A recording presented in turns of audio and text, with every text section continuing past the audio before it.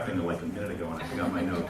So we started in Seattle 3 weeks ago. This week is LA, where there's going to be a week of wonderful stuff, and there was a great meeting with Occupy LA last night. That's going on all week. Hopefully you'll be seeing in the news.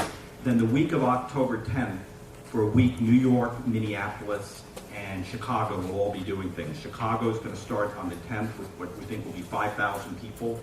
There's going to be all sorts of things every day. I won't give them all away here because we don't necessarily want to not be able to do them, but lots of really creative, fun stuff. In New York, there's going to be a whole campaign around the millionaires tax and pointing out that there's plenty of millionaires. We may go visit some of them.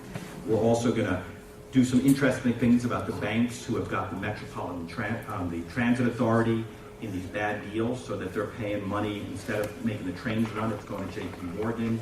In Minneapolis on Friday the 14th, there's going to be a great rally and march. People are going to be going to Wells Fargo and talking about everything from private prisons to why neighborhoods are getting devastated. So we have a week of stuff cooking all over the country that I think, combined with the Occupy thing, if we build on it and you all get involved, I think offers an opportunity, just maybe, for us to say that this isn't a flash in the pan, but something's going on all over the country.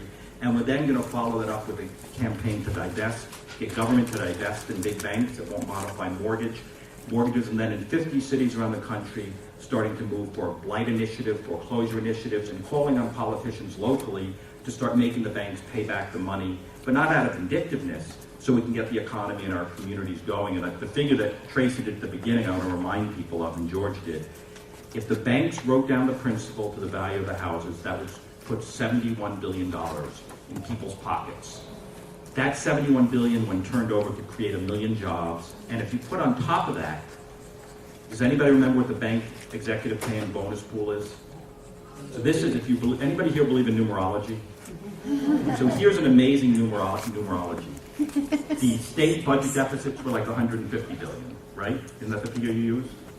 It's around.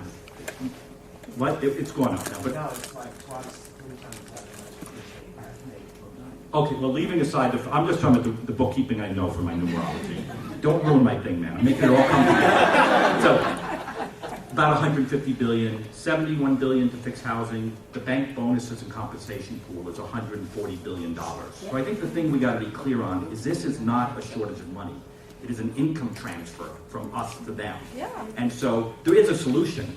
It's getting the money from them back to where we need it to make the economy working. And sometimes I think we make this all too complicated. What this slideshow is about is people are ready to move. We have solutions. We just have to build it bigger and larger.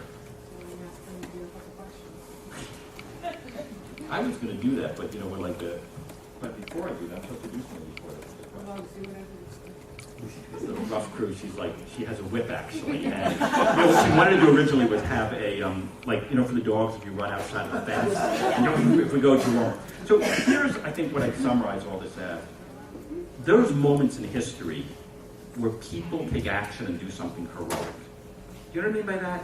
It's like where we don't wait anymore, where we do something heroic, where we take a risk, where we reach deep in our soul and say things are so wrong that we each can be leaders.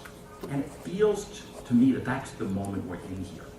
And that's the challenge for us. And that we've waited, why isn't somebody doing something? I love what you said about students. Everybody was waiting. So the question is, if we are really serious about movement building, then we think one part is we have to act heroically. That we have to inspire people by our actions, and we have to be willing to take incredible personal and collective risks. That's the time, and there's moments where history shifts, and we're going to decide if it shifts. That's where I think we are, and it's a wonderful place to be, because for the last couple of years, it's been shifting the other way. So